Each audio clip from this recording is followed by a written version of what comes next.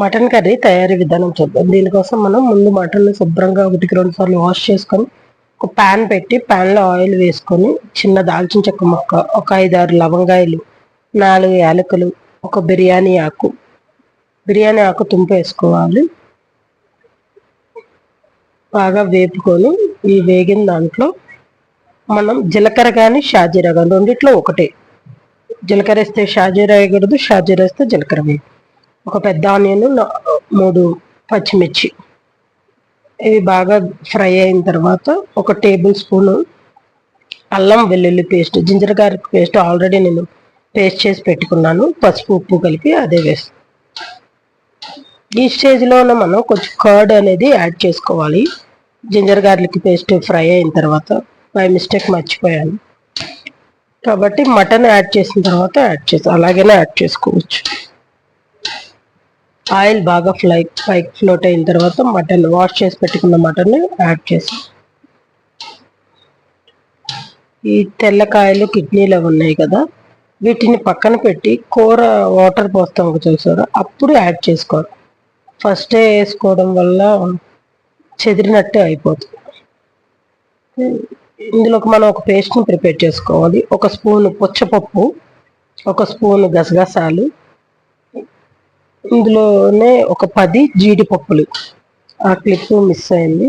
కొబ్బరి చిప్ప 2 అంగుళాల ముక్క ఒకటి మిక్సీ పట్టుకొని ఇందులో ఒక పెద్ద టమాటా ముక్కలుగా వేసి అదే మిక్సీ జార్లో మెత్తగా పేస్ట్ చేసుకొని పక్కన పెట్టుకోవాలి.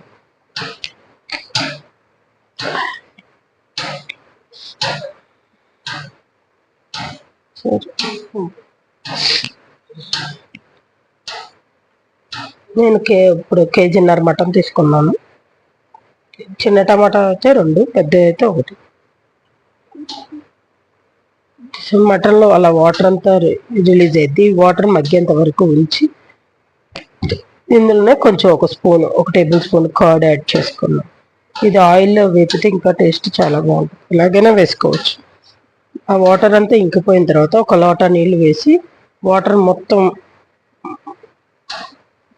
ఇంకిపోయేదాకా మధ్య మధ్యలో కలుపుతూ ఉండాలి. అప్పుడు మటన్ చాలా సాఫ్ట్గా ఉడికిద్ది. మనం కుక్కర్లో పెట్టేటట్టయితే ఇన్ని వాటర్ పోయక్కర్లా. ఒక చిన్న గ్లాసు మటన్లో వచ్చిన వాటర్ ఉంది కదా, ఆ వాటర్తోనే మనం విజిల్ పెట్టుకుంటే సరిపోతుంది. కుక్కర్లో వండట్లేదు కాబట్టి మనం వాటర్ అనేది యాడ్ చేసుకొని మంట మీడియం ఫ్లేమ్లో పెట్టుకోవాలి. మధ్య మధ్యలో కలుపుతూ ఉండాలి.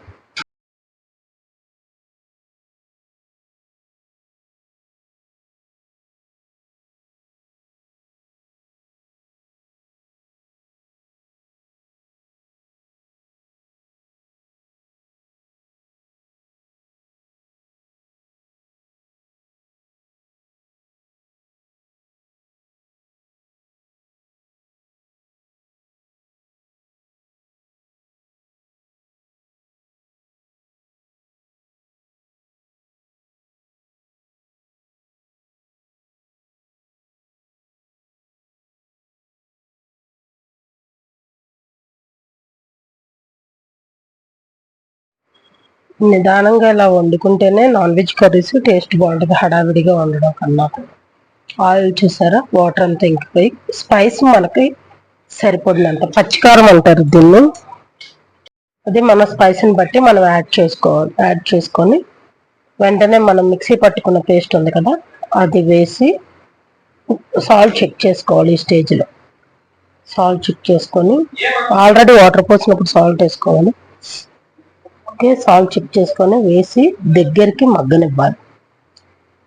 ఆయిల్ పైకి ఫ్లోట్ అయ్యేదాకా సిమ్లో పెట్టి కలుపుతూ ఉండి కొత్తిమీర కరివేపాకు వేసి దింపేసుకోవడం. మన దగ్గర ఉంటే పుదీనాకు కూడా వేయచ్చు. ఈ స్టేజ్లో కొంచెం పుదీనాకు ఆకులు వేసుకుంటే బాగుంటుంది.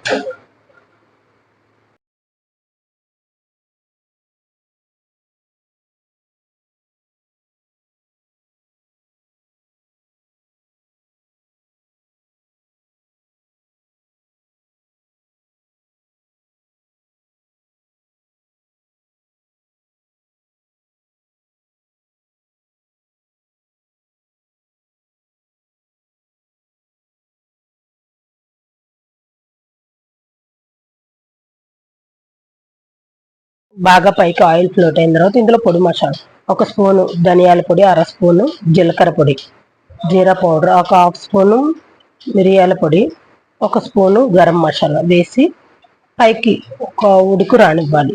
ఒక 5 మినిట్స్ ఉడికిన తర్వాత ఈ కన్సిస్టెన్సీలో మనం దింపుకోవచ్చు. గుజ్జుగా ఉంటుంది. లేదు అంటే దాన్ని పొయ్యి మీద పెట్టి ఇంకా దగ్గరికి వాటర్ అంతా ఎవాపరేట్ అయిపోయి ఫ్రై టైప్ వచ్చేటట్టు చేసుకున్న టేస్ట్ చాలా బాగుంటుంది.